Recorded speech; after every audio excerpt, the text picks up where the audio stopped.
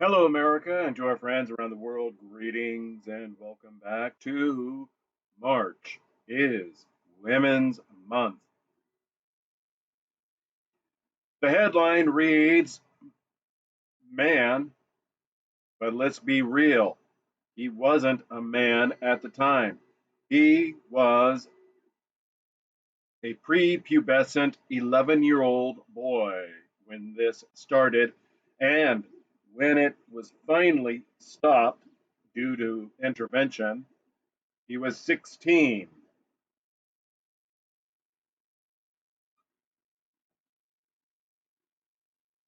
A man who was repeatedly victimized by his own mum from the age of 10 fears his little brother might actually be his son. Mr. Gifford is 26 and was repeatedly abused by Doreene Gifford from the age of 10 to 16. All right, I was incorrect. I thought he was 11. And it only ended when he reported the situation to police. Oh, but why did he wait so long? Come on, he was a child. Knock it off. He's testified against his mother, and she was sentenced to 8 to 20 years in 2015. All right, so this is 10 years ago. She was already released. This is the mugshot of this woman. You would be, I thought that was a man's picture at first.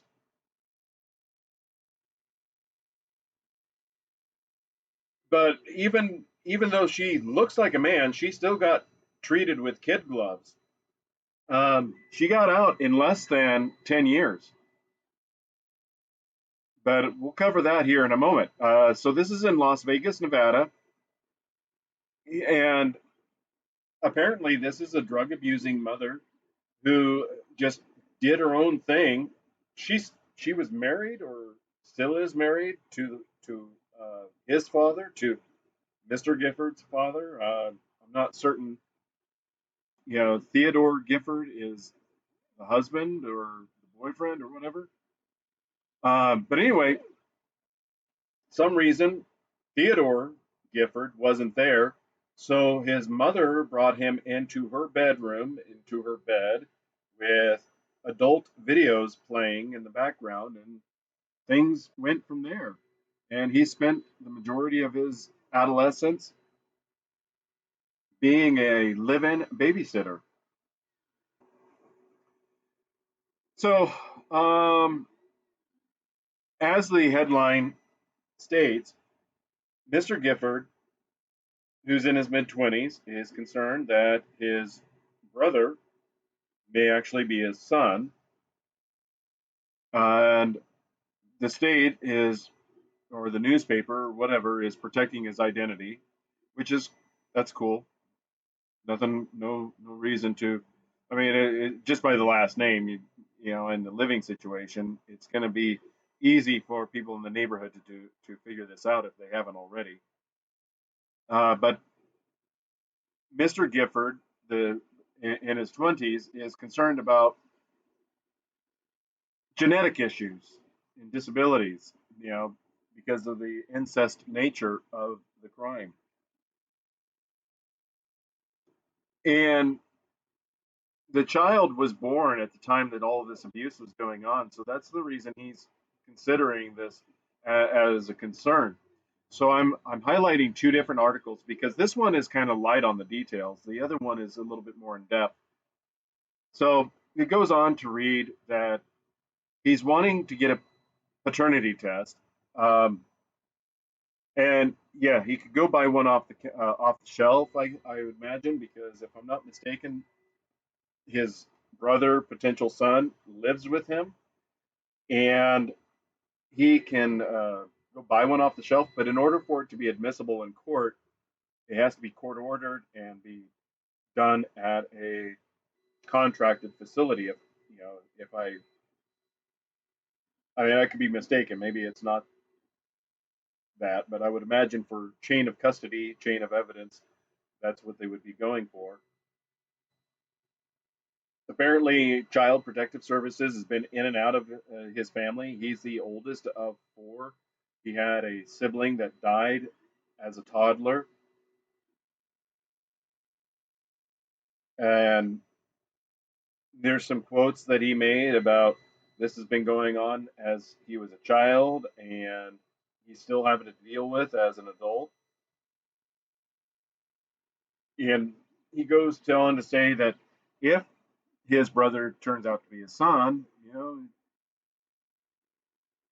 that he feels it's his responsibility to make certain of all this stuff. Apparently, it was a therapist that posited the concept to him that that might be something to be pursuing. So whatever you say about therapists, good or bad, I mean, let's be real. That is something that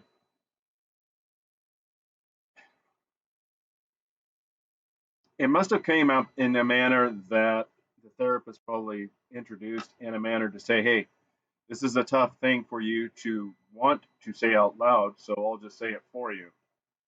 Because as I've been documenting this entire month, women are very violent. Mothers are very violent. And this is violence. Not as extreme as the letter opener or the neck being opened or screwdrivers, you know. All right, so he was 17 at the time. He says it threw him for a loop. His siblings are now living, well, they don't specify which Mr. Gifford, whether it's Theodore or the Logan, who's the mid 20s.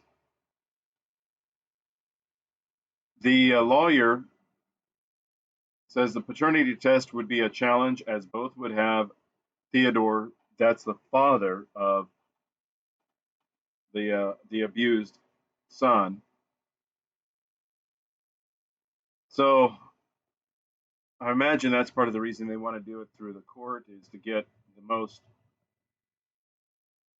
successful at being able to recognize how to differentiate between a father's DNA and a brother's DNA that could be a possible father. So he goes on to say to sit here and say that my brother may be the product of my SA is a very visceral thing to think about as a male survivor. But he's here now. There's no going back and undoing anything, and he deserves to have he can be as a kid. And then it concludes on this page that Doreene Gifford was released from prison in July, but was rearrested. She couldn't even go 6 months without violating the conditions of parole, and that condition was not to have contact with Logan Gifford, the victim. Apparently, she had gone trying to contact associates, friends, relatives, that to leapfrog into his life. I mean, this is a very, very sad and heartbreaking story um, that he's having to wrestle with these potentials, and only when the evidence is being able to be obtained can he be able to proceed with his life any better. But let's go on. This is out of the other news report, so I've got both links in the description. And it goes on to state that he was born in 1998 and that his brother was born in 2009. He was 17 when a judge ordered his mother to serve an 8-year to 20-year sentence and to register as an offender. He's quoted as saying, "Look at the mess that I'm left with.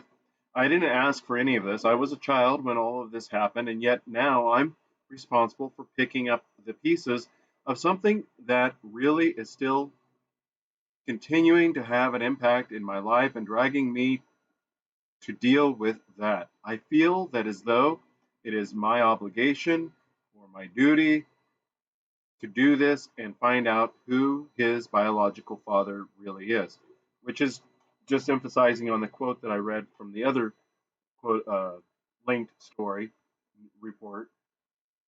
To that end, Las Vegas man, Mr. Gifford, has filed what his attorney described as a paternity petition. Family court case is sealed, but said Mrs. Gifford has denied that Logan Gifford is the father and expressed willingness to have a paternity test. Okay, so the mother is denying that this could be a potential, even though she was sentenced for these acts that could have led to it. So it goes on to say that he's the oldest of four, didn't have a real traditional childhood. He was exposed to drug use as a child, and that 5 cases with CPS had been been involved with. His youngest brother died at the age of 3 in 2003 after drowning. Anybody who's ever experienced death of a child knows that, you know, no matter their age, but especially, when they're under 10, it I don't know. I don't know if it's the same as a TBI, traumatic brain injury, but it does do something to somebody. In fact, in marital relationships, if I recall, I don't know if the statistics are still the same, but 20 years ago, 25 years ago, I, it was 70% of marriages end if there's a death of a child the, you know, in the home. And I'm not saying that to excuse anybody's actions. I'm just putting that out there as information that there's already a hard steep uphill climb to be making for all these people involved. The Logan Gifford, Theodore Gifford, even this Doreene Gifford.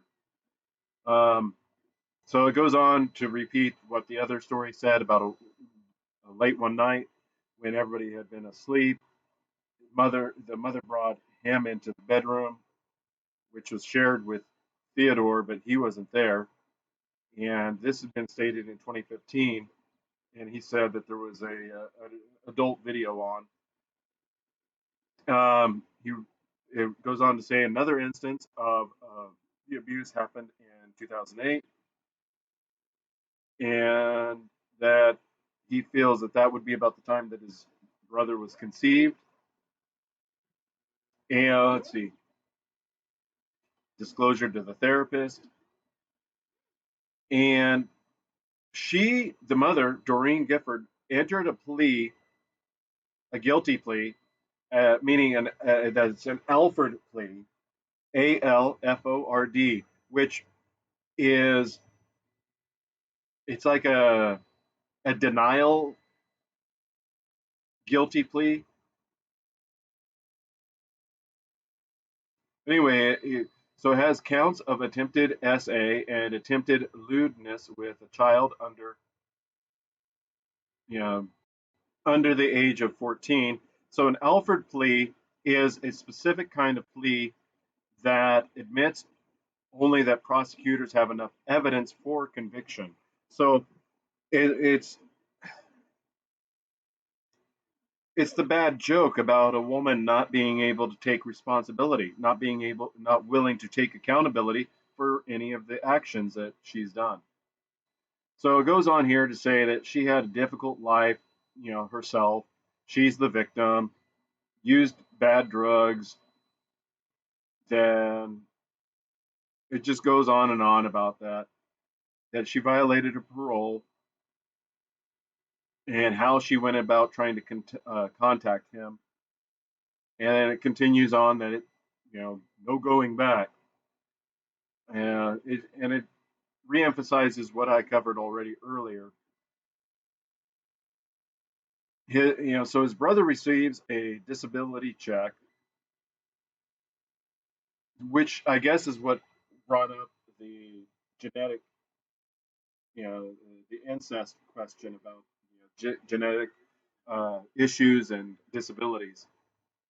This is just, it's a heartbreaking story in its own way, a different form of violence of which boys are not able to really get any kind of real anything out of. We've covered these other physical abuses with cracked skulls, broken ribs, or endings. This one is a very different form of violence, and these are all perpetrated by women.